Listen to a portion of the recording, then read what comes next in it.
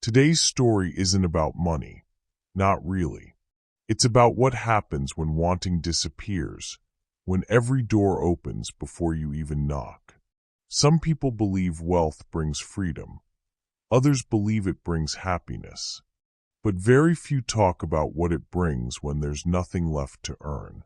This is a quiet story .no villains .no heroes. Just a question that grows louder the richer the room becomes. The first thing people get wrong about wealth is the noise. They imagine laughter echoing through halls, glasses clinking, music spilling out of open doors. They imagine movement, celebration, proof of life. But the quiet inside those rooms is heavier than anything I've known. I noticed it on my first night. I had been flown in after sunset. No airport announcements. No waiting lines. No crowd. The jet landed like a thought you don't say out loud. By the time the engines stopped, the desert had already swallowed the sound. Heat lingered in the air, even after dark, pressing gently against the skin like a reminder. A car was waiting. Black. No markings. The driver didn't introduce himself. He didn't need to. Names didn't matter here. Only function. We drove for a long time without speaking. When the palace finally appeared, it didn't rise or announce itself. It simply existed. Low and wide, lights soft and indirect, as if the building itself didn't want attention.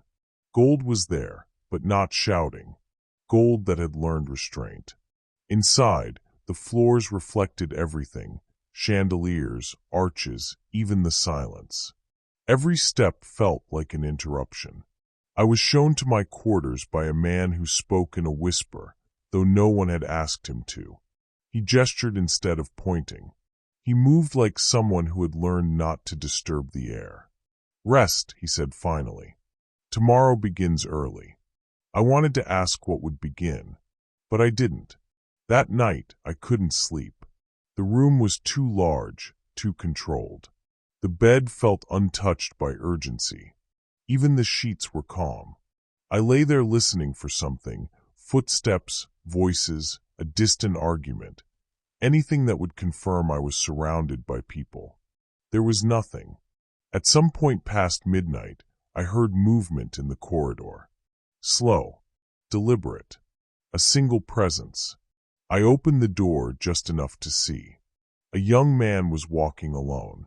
He wore no crown, no robe, just loose clothing, simple in color, expensive in texture.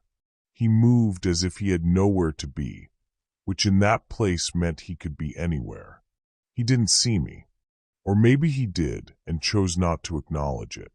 His eyes were fixed ahead, unfocused, like someone replaying a memory they wished would end differently. Later, I would learn his title. But that night, he was just a young man awake when everyone else was pretending to sleep. The next morning, my work began. I won't say what I was hired to do. Not because it's secret, but because it doesn't matter. What matters is where it placed me, always nearby, always invisible. I saw rooms no one photographs. Rooms without decoration. Rooms without purpose.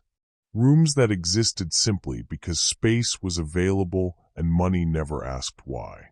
One room held a painting behind glass. A famous one. I recognized it instantly, not from museums, but from headlines. It hung alone on a wall that could have held 10 more. There was no plaque, no spotlight, no bench to sit and admire it. Just a painting worth more than most cities would earn in a lifetime. I asked once, carefully, if anyone came to see it. The man beside me shrugged. "Sometimes," he said. "Not often."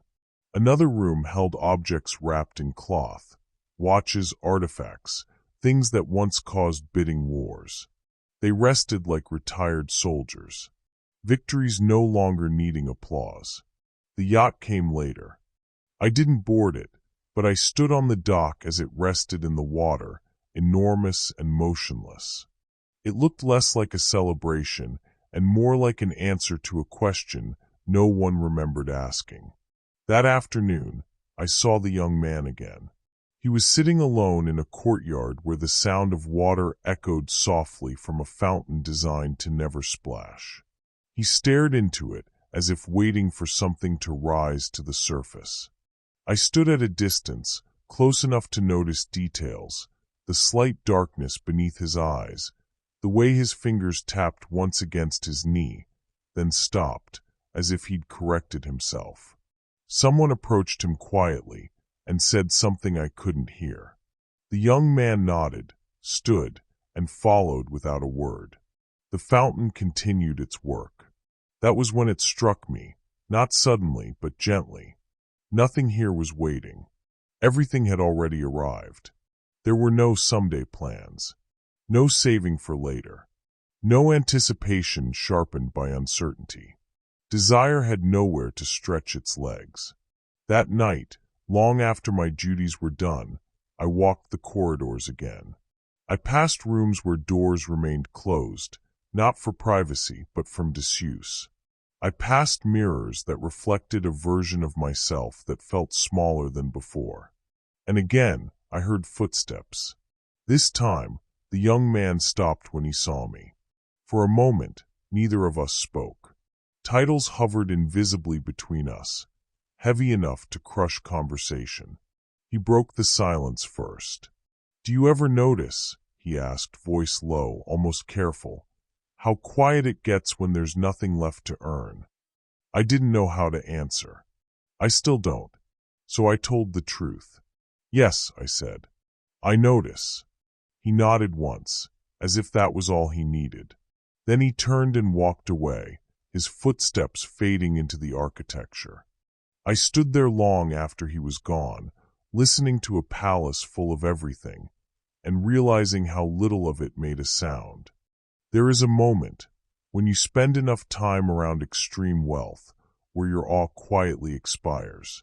It doesn't shatter. It doesn't announce itself. It simply steps out of the room.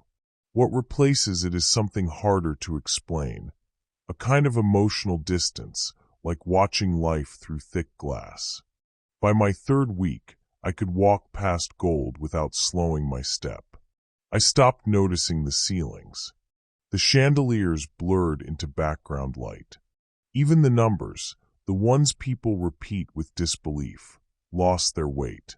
What didn't fade was the atmosphere. Days followed a strict rhythm. Meals arrived whether anyone was hungry or not.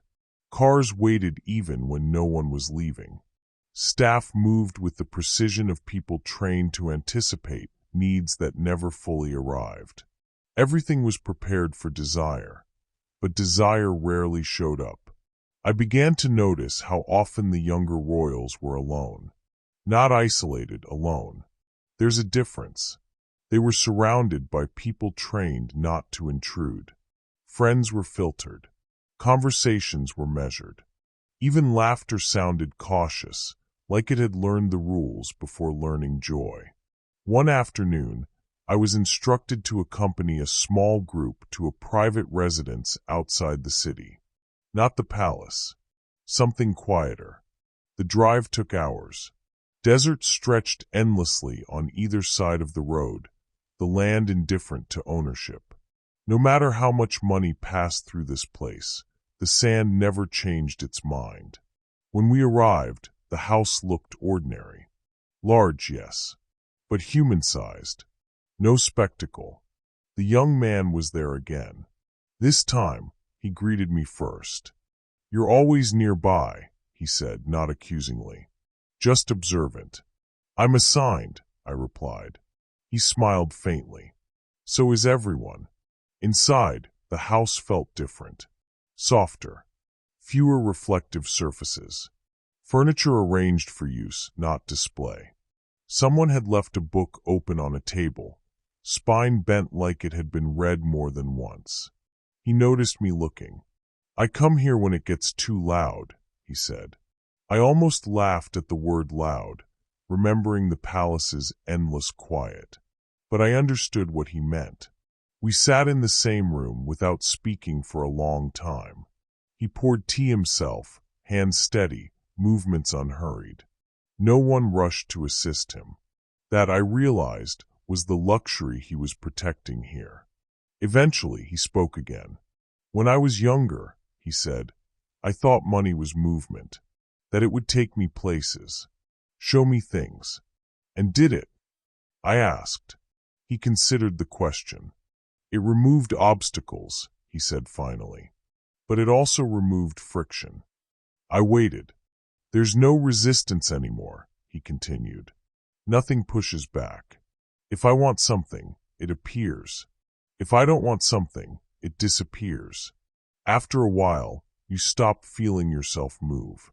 I thought of the unopened rooms, the unused gifts, the victories resting in cloth. Later that evening, I watched him walk through the house, touching things without urgency. A photograph on a shelf, not framed in gold. A crack in the wall where the building had settled. Imperfections he hadn't erased. That night, I overheard a conversation I wasn't meant to.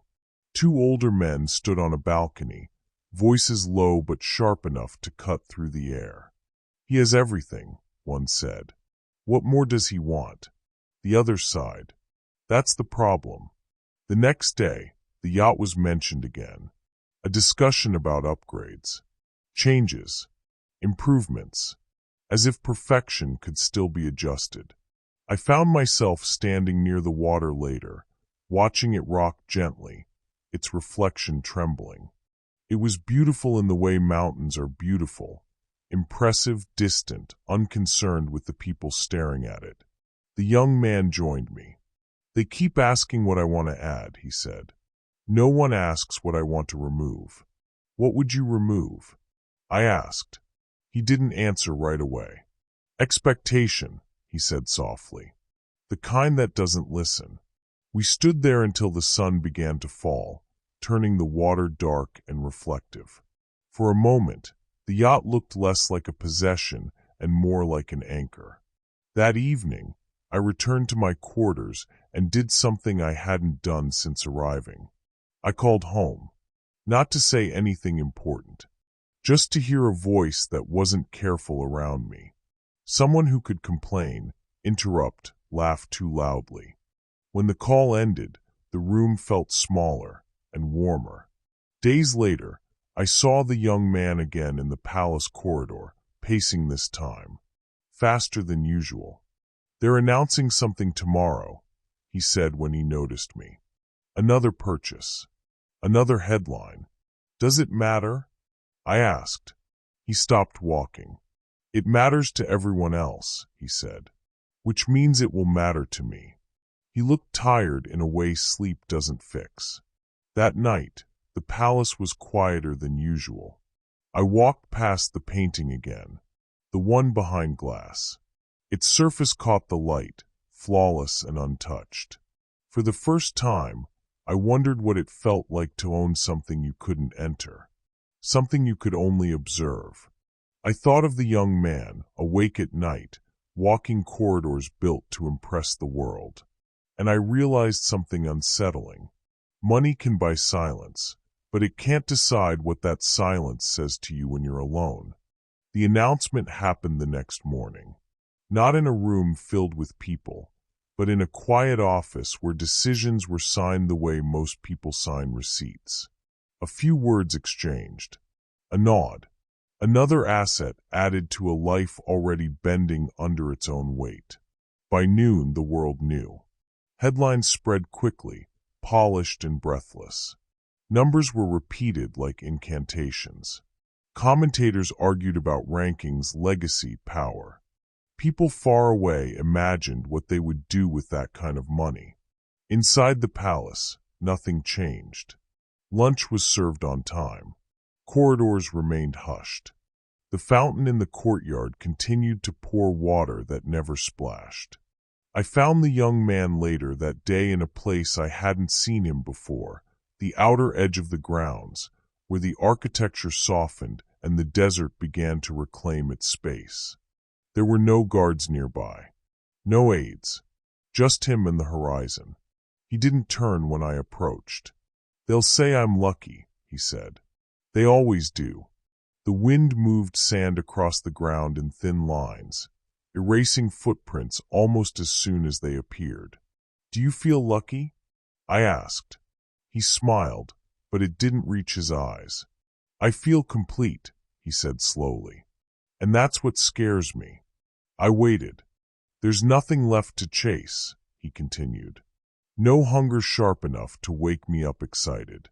No risk that makes the day feel earned. Everything arrives before the wanting has time to form. He picked up a small stone and rolled it between his fingers.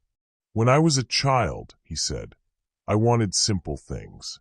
Time, approval, freedom. Now, those are the only things I can't buy back. The stone slipped from his hand and disappeared into the sand. Later that evening, I watched preparations being made for a gathering that might or might not happen. Chairs arranged, then rearranged. Music tested, then lowered. Everything ready for joy, waiting for permission. The young man never came. Instead, he walked the palace alone that night, just as he had on my first evening. I followed at a distance, not out of duty, but instinct. He stopped in front of one of the unused rooms, pushed the door open. Inside, nothing waited for him. No art, no history, just space.